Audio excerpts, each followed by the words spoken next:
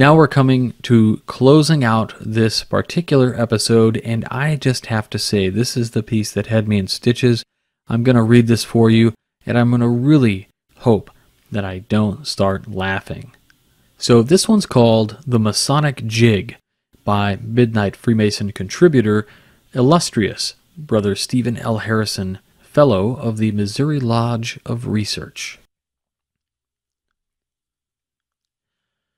I stand in the back of the lodge room acting as marshal in this entered apprentice initiation.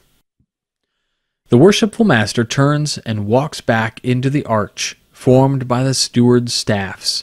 He stops and stands still. I wait for my signal. After about 2 seconds, the signal doesn't come, and about 5 guys start doing the Masonic Jig. The Masonic Jig goes something like this. The performer raises his hands in the air and then brings them down almost violently while flexing his knees downward. At the same time, he whispers / shouts, "Lights down! Lights down!"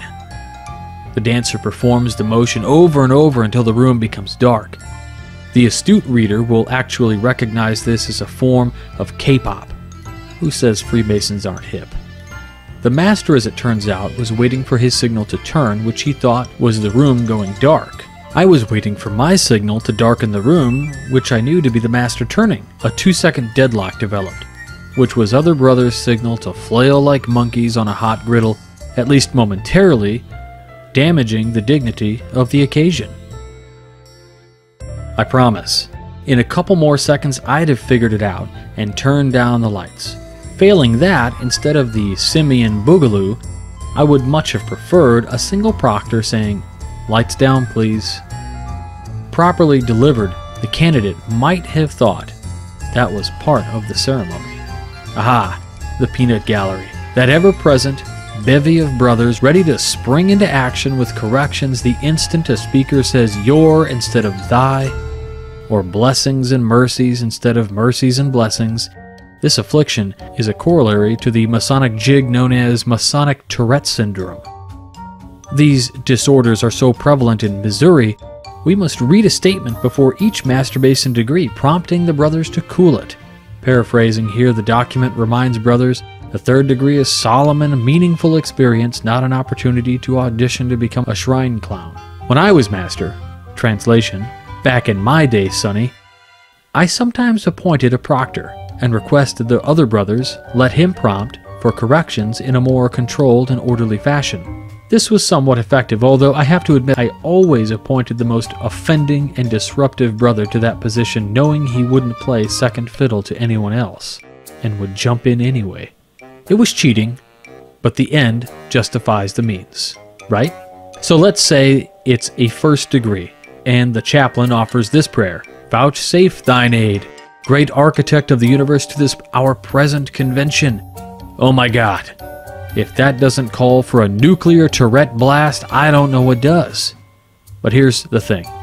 Neither the candidate receiving the degree nor any non-Mason reading this has a clue as to why. Let it ride, people. The words may have been changed, but the meaning wasn't. The candidate will walk away thinking that was a beautiful prayer instead of, "I wonder if God was able to hear the prayer over all that shouting from the sidelines." You know, a letter-perfect ritual is great. But if I go to a meeting in Kansas, just 20 miles west of my house, I don't even recognize half the ritual. Again, the meaning is far more important than getting the exact words in order, letter-perfect. Heck, nobody can do that anyway. I guess each one of us just needs to make sure we're not disruptive and maybe gently remind the peanut gallery to dial it down in the ceremonies. A little decorum does not go a long way. These ceremonies require large doses of it, especially when candidates are involved. I think the next time I'm master, yeah, that's likely, I'll just hang a banner in the east that says Masonic ceremonies are not study clubs. Stephen L. Harrison, 33rd degree. Steve Harrison, if you guys don't know, is a past master of Liberty Lodge number 31 in Liberty, Missouri. He's also a fellow and past master of the Missouri Lodge of Research, and he's got so much stuff behind him. He's just an incredible individual. He'll never admit to it, but he's a mentor to hundreds, if not thousands.